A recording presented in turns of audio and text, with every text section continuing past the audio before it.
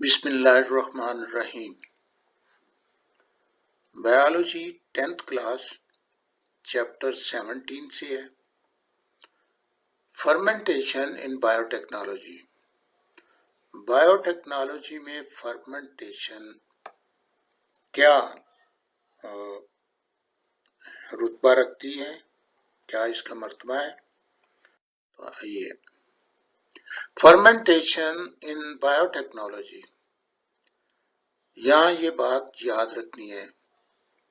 इन beginning, शुरू आगाज में, the meaning of fermentation, fermentation का मतलब प्रोसेस ऐसे अवामल था, was the use of micro organism, कि माइक्रो ऑर्गेनिज्म को इस्तेमाल किया जाए for production of food, food की प्रोडक्शन के लिए ये फर्मेंटेशन को इस्तेमाल किया।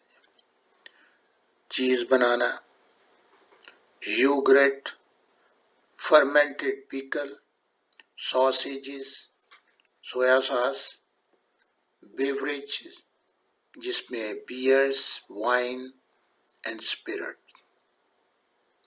तो ये फर्मेंटेशन से शुरू आगाज में काम लिए जाते थे। However, इन बायोटेक्नोलॉजी, जब हमने इस फर्मेंटेशन को बायोटेक्नोलॉजी के तहत लाए, इन biotechnology the term fermentation means, तो बायोटेक्नोलॉजी में हमने फर्मेंटेशन का इस इस्तिलाह का मतलब प्रोडक्शन ऑफ एनी प्रोडक्ट, कोई भी प्रोडक्ट आप पैदा करना चाहते हैं, बनाना चाहते हैं, by the mass culture of micro organism, तो बहुत ज्यादा मिकदार में माइक्रो ऑर्गेनिज्म से मास कल्चर को, यानी मिकदार को कमर्शियली प्रोडक्ट जो है बनाने के लिए हम बायोटेक्नोलॉजी पर आते हैं। अब इसकी एप्लीकेशन हम ये देखते हैं कि फर्मेंटेशन की एप्लीकेशन बैसियत बायोटेक्नोलॉजी कैसे है। In fermentation, maximum growth of an organism is obtained for the production of desired product of commercial value। तो फर्मेंटेशन में हम मैक्सिमम ग्रोथ ऑफ ऑर्गेनिज्म को कैसे बरूए कार ला सकते हैं, किस तरह हम उनकी और उन ऑर्गेनिज्म की ग्रोथ कर सकते हैं।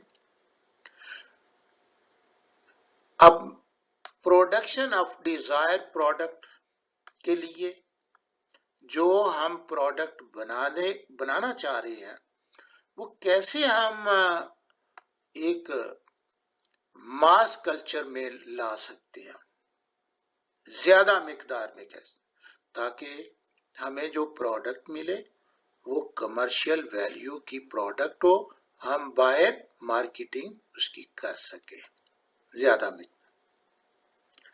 ट्रेडिशनली, रवायती तौर पर बात तो दरअसल ये थी, only food and beverage product were produced by using fermentation. तो आमतौर पर तो हम यही कर रहे थे कि बेवरेज बनाने के लिए या फूड बनाने के लिए फर्मेंटेशन के अमल को इस्तेमाल किया जा रहा था। नाउ मैनी अदर प्रोडक्ट, बहुत सी दूसरी प्रोडक्ट, इंडस्ट्रियल केमिकल्स, और जिसमें कुछ सनती केमिकल्स भी हैं, आर आल्सो बीइंग प्रोड्यूस किए जाते हैं, उनको बनाया जाता है।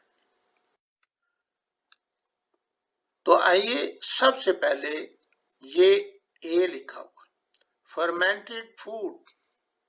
अब फर्मेंटेड फूड, इसका मकसद क्या होगा कि हम फूड की फर्मेंटेशन जो करते हैं तो क्या मकासद होते हैं। Fermentation often makes the food more nutritious, यानी उसमें न्यूट्रिएंट जो हैं वो अलग किस्म के पाए जाएंगे। मोर डाइजेस्टिबल, और काबिल हजम होंगे। एंड टेस्टियर, और उनका जायका अच्छा हो। It also tend to preserve the food, और दूसरा मकसद ये था कि हम फूड को प्रिजर्व करना, lowering the need for refrigeration, ताकि हमें रेफ्रिजरेशन की जरूरत न पड़े। The following groups are included in the fermentation, fermented foods. तो ये वो ग्रुप हैं ये जिनमें हम फर्मेंटेड फूड तैयार करते हैं। सीरियल प्रोडक्ट के लिए bread is commonest type of fermented serial product.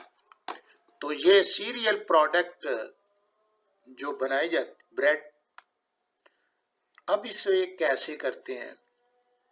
Wheat डॉ बनाते हैं, यानी व्हीट फ्लोर से हम डॉ बना लेते हैं और गूंद लेते हैं।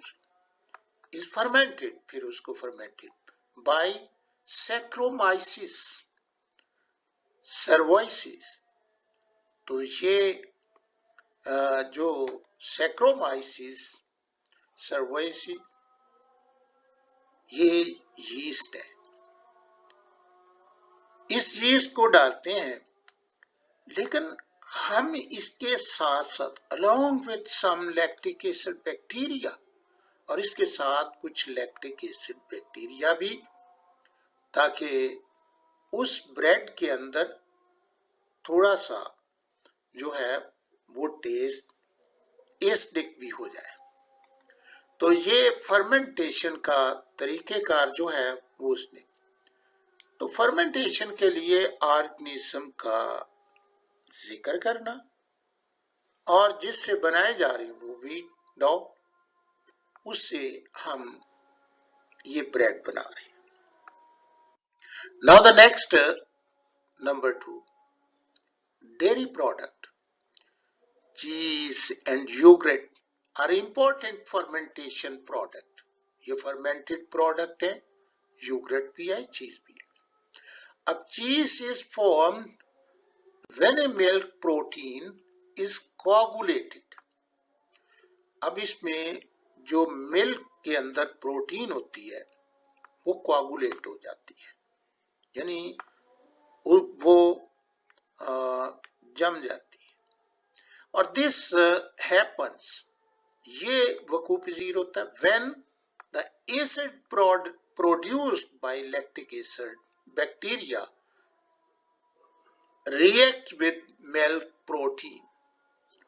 और इस सूरत में लैक्टिक एसिड बैक्टीरिया इस मिल्क प्रोटीन से जब रिएक्ट करते हैं तो उस वक्त ये हम चीज बना सकते हैं, यानी उस वक्त मिल्क प्रोटीन जो है वो गाढ़ी हो जाती है। Yogurt is made from the milk by different lactic acid bacteria। तो मुख्तलिफ किस्म के लैक्टिक एसिड बैक्टीरिया के जरिए हम योगर्ट दही भी बना सकते हैं। नंबर 3, ये 3 में fruit and vegetable product. Fermentation is usually used, या आमतौर पर हम fermentation along with the salt and acid, salt डालते हैं या कोई एसिटिक एसिड है ये डाल देते हैं, टू प्रिजर्व द पिकल, अचार को प्रिजर्व करने के लिए, फ्रूट्स को, वेजिटेबल्स को, इनको जब हम प्रिजर्व करते हैं तो उस वक्त कुछ साल्ट और कुछ एसिड उसमें डाल देते हैं और जिससे उनकी प्रिजर्वेशन जो है ये भी इसमें फर्मेंटेशंस के जरिया ही बनते हैं। Now 4 beverage product. Beverage product में हम सबसे पहले बियर का जिक्र करते हैं। Beer is produced from the cereal grain which have been malted, जिसे malted किया जाता है। malted करने के लिए सोकिंग करते हैं, पानी में भिगोते हैं, और जब जर्मिनेशन के करीब होते हैं तो उसे हम ड्राई करते हैं, फिर उसे ग्राउंड पीस लेते हैं इनटू फाइन पाउडर। तो फाइन पाउडर में हम उसको पीसने के बाद यही powder fermentation of this powder, और इस पाउडर की फर्मेंटेशन की इज डन बाय यीस्ट, और यीस्ट के जरिए। अब आप कहेंगे कि ये माल्टेड क्यों की जाती है? यहां आप गौर कीजिए, this process breaks the glucose. तो भाई ग्लूकोज कहां, तो वो तो स्टार्च होती है उसमें, सीरियल ग्रेन में तो स्टार्च है। तो ग्लूकोज, ये याद रखें कि इन ग्रेन्स के अंदर एंजाइम मौजूद होते हैं, वही सारे प्रोसेस में, माल्टेड प्रोसेस में ये ग्लूकोज में तब्दील करते हैं, और ग्लूकोज प्रेजेंट इन पाउडर, और इस पाउडर में ग्लूकोज मौजूद होता है, और उसे फिर इनटू पायरोविक एसिड, और पायरोविक एसिड में ग्लाइकोलाइसिस के जरिए ये तब्दील होता है, देन इनटू द एथेनॉल, और फिर उसके बाद एथेनॉल में। In the same way grapes can be directly fermented.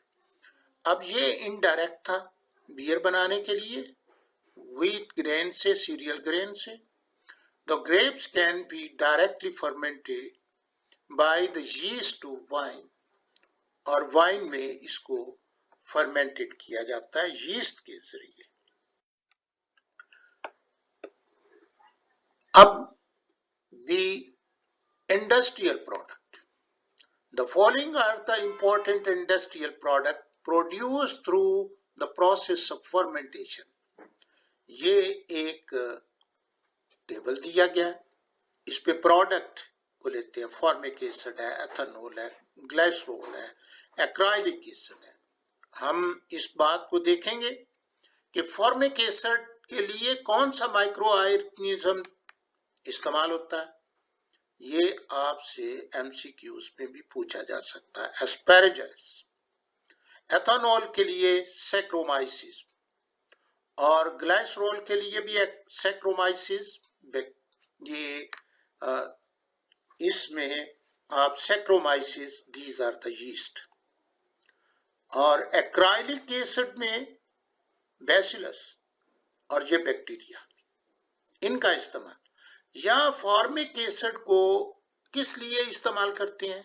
Used in textile dyeing, the leather treatment, the electroplating rubber manufacturing, electroplating में भी और रबर मैन्युफैक्चरिंग पे। एथेनॉल किसके लिए इस्तेमाल होता है? Used as solvent, used in the production of vinegar and beverage.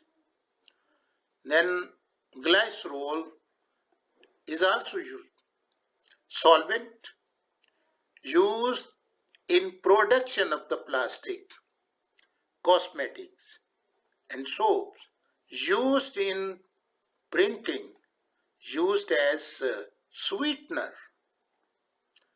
Now acrylic acid, it is used in the production of plastic.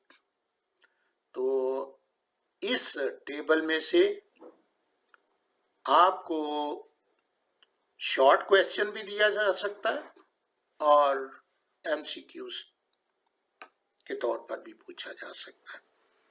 Thank you very much. अस्सलाम वालेकुम।